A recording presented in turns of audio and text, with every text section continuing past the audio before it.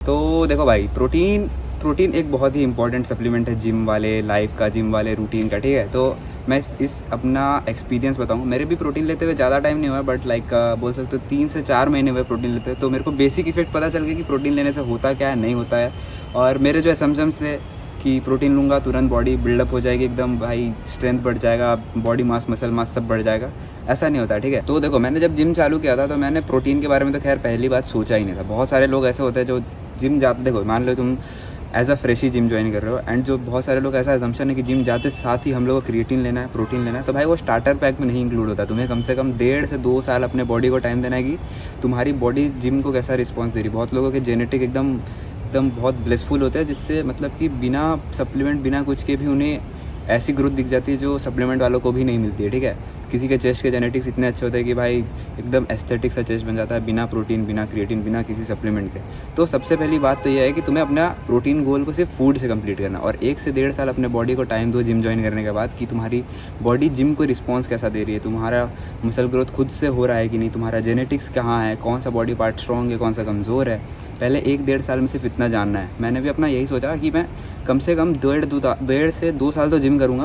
पहले अपने बॉडी को देखूँगा कि भाई क्या कैसे हो रहा है, मैं जो सिर्फ प्लेन एक्सरसाइज कर रहा हूँ बिना किसी सप्लीमेंट के, तो कैसा बॉडी रिस्पॉन्स दे रही है। मैंने देखा, ठीक है, मेरा आर्म्स कमज़ोर है, मेरा लेग्स कमज़ोर था, क्योंकि ये दोनों चीज़ मेरी ग्रो नहीं हो रही थी। तो मुझे अब पता चल गया था कि मेरा कौन सा चीज़ मास्टर में है, मतलब कि क्या बोल सकते हो, प्रो साइड में है, कौन सा चीज़ कौन से मेरा। एंड आफ्टर अ टाइम जब तुम अपना फूड से इंटेक कंप्लीट करते रहते हो, अब तुम्हारी बॉडी को एक्सपीरियंस हो गया जिम का, तुम्हें फॉर्म पता चल गया, तुम्हें सब पता चल गया कि प्रोटीन इंटेक होता क्या है, प्रोटीन इंटेक करना क्यों है, मसल बिल्ड कैसे होता है, अब तुम्हें पता चल गया है बेसिक्स।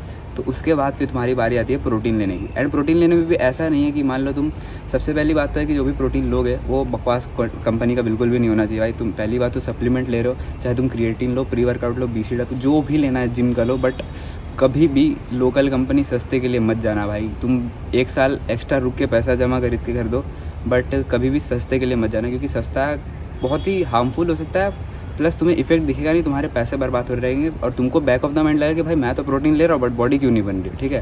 तो ऐसे बहुत सी कंपनी है जो प्रोटीन दिखाती तो है बट होता नहीं है उसमें। तो तुम लैब टेस्ट सब वेरीफाई करो उस कंपनी का।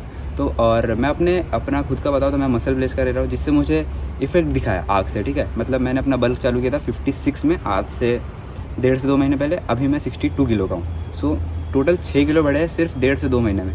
तो या मेरे को पता चल रहा है। एंड ऐसा नहीं है, सबसे पहली बात कि सिर्फ प्रोटीन से ही मेरी बॉडी बनते जा रही है। तो सबसे पहले तुम्हें अपने आप पे फोकस करना है कि तुम्हें खाना भी है। प्रोटीन इज़ जस्ट 1 स्कूप, ठीक है। सिर्फ 24 ग्राम प्रोटीन जो मिल रहा है वो प्रोटीन इंटेक पूरा करने के लिए, ना कि तुम्हारा डाइट इंटेक तुम्हें खा के ही करना है। चावल, दाल, रोटी, सब्जी सब खाना पड़ेगा, ठीक है। ऐसा नहीं कि प्रोटीन ले लिया अब हो गया, अब बॉडी बन जाएगी।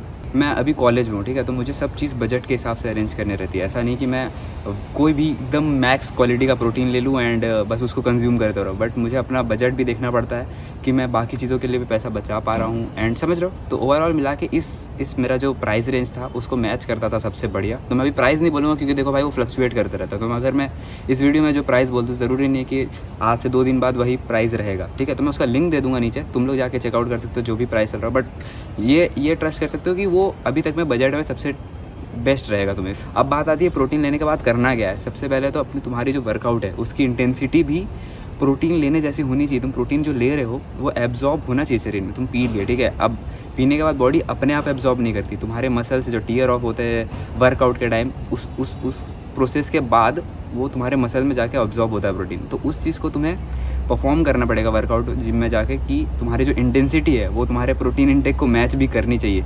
ऐसा नहीं कि तुम सिर्फ आधा घंटा का वर्कआउट करके आ जाते हो जिसमें 15 मिनट सिर्फ कार्डियो हो।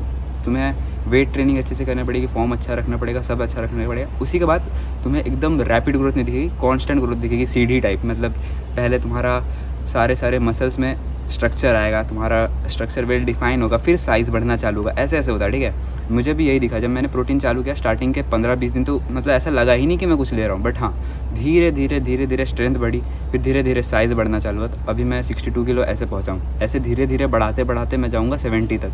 तो ऐसा मेरा गोल है। तुम्हें एकदम रैपिड के लिए नहीं जाना, आराम से रुको, पेशेंस रखो, और एकदम पूरा के पूरा प्रोटीन पे वो नहीं होना है, मतलब कि लीन हो जाओ कि मतलब मैंने प्रोटीन ले लिया मेरा डाइट कंप्लीट हो गया। नहीं, तुम्हें भाई चिकन खाओ, वेजिटेरियन हो, पनीर खाओ, सोयाबीन खाओ, बहुत सारी चीज़ें, ठीक है, ये सब भी खाओ।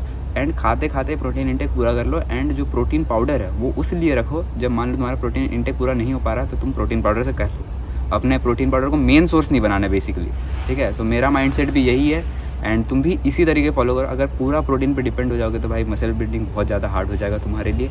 एंड फिर तुम्हारा बजट भी कभी ना कभी बिगड़ेगा। अगर तुम सेल्फ अर्नर नहीं हो, तुम्हारी सैलरी नहीं है और तुम स्टूडेंट हो, तो तुम हर महीने इतना पैसा नहीं लगा पाओगे प्रोटीन पे। तो या उस पर कम्प्लीटली डिपेंड नहीं होना है। एंड सबसे पहली मेन बात तो पेशेंस रखना है। So that is it for this video. And ऐसी और वीडियो आते रहेंगे। और अगर वीडियो पसंद आया, लाइक करना, शेयर करना, सब्सक्राइब करना। अपना वर्कआउट प्लान भी मैं बताऊँगा, बहुत से लोग पूछ रहे थे कमेंट में।